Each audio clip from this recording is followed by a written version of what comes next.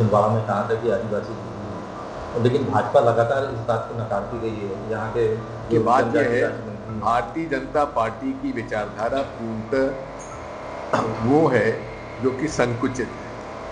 वो भारतीय संविधान को भी नहीं समझते हैं।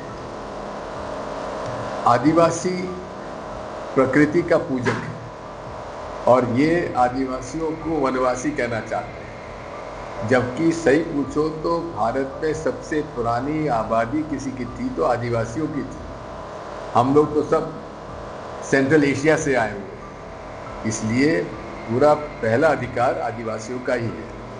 और जब संविधान ने पूरा अधिकार दिया हुआ है हर व्यक्ति को आस्था के रूप में अपने धर्म का पालन करने का, फिर आलोचना किस बात की? ठीक है, वैसे भी धर्मांतरण कानून बनाए हुए हैं। देखिए बात यह है, हर व्यक्ति का, जैसा मैंने कहा है, संवैधानिक अधिकार है जहां उसकी आस्था हो उस धर्म का वो पालन करे। धर्म परिवर्तन का जहाँ तक सवाल है, धर्म परिवर्तन यदि अपने आस्था के अनुरूप होता है, प्रेरणा से होता है, स्व प्रेरणा से होता है, तो वो कोई अपराध नहीं है। लेकिन जहाँ जबरदस्ती या किसी प्रलोभन देके किया जाता है तो वो कानूनन अपराध के रूप में आता है। हमारे विक्रांत की है, डॉक्टर की है, ठीक है, चलो। अच्छा, यही चेष्टा करती है। नहीं, देखिए इसमें गलत कुछ नहीं है, इसमें गलत कुछ नहीं है। जिन आदिवासियों को हिंदू धर्म का पालन करना है वो बिल्कुल कर सकते हैं, जिनको दूसरे धर्म का पालन करना है वो बिल्कुल कर सकते हैं। क्योंकि मैं फिर से बोल रहा हूँ कि आदिवासियों का जो इतिहास है वो 50,000 साल का है, और किसी भी धर्म को आप उठाकर देखेंगे तो उसका इतिहास 5,000 साल का है।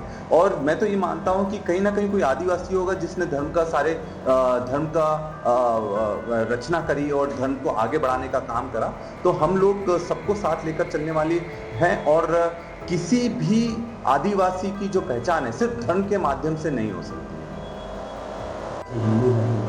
आप क्या मानते हैं इसको? देखिए, मैं मानता हूँ सवाल ही सबसे बड़ा सवाल ये है कि पहले कौन आया। आदिवासी का जब जन्म हुआ था और आदिवासी जब इस धरती पर आए थे तो उनका इतिहास 50,000 साल का है। कोई भी हम धर्म लेंगे तो उसका इतिहास 5,000 साल का है। तो मैं ये मानता हूँ कि आदिवासियों को धर्म के बंधन में नहीं बांधना चाहिए, और जिसको जो धर्म का पालन करना है वो कर सकता है। सभी धर्म का सम्मान कांग्रेस पार्टी करती है, और हमारा भी और आदिवासियों का हमेशा ये रहा है कि उन्होंने भी सबके साथ में हमेशा रहे और सबका सम्मान करा है। तो उसी क्रम में हम आगे बढ़ रहे हैं और सबका सम्मान करना चाहिए। लेकिन भाजपा क्या इसका उद्देश्य रहा है? देखिए,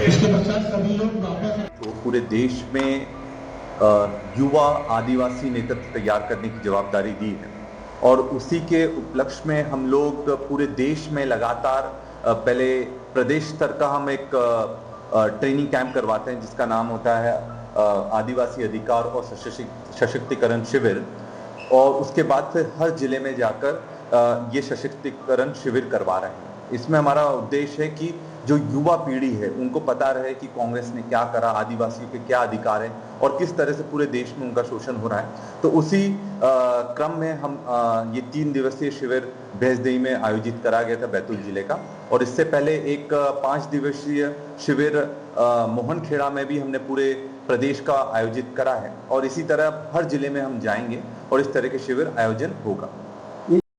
अगर आप ये वीडियो YouTube पर देख रहे हैं तो हमारे चैनल को सब्सक्राइब कर बेल आइकन दबाएं, और Facebook पर देख रहे हैं तो हमारे पेज को लाइक करें।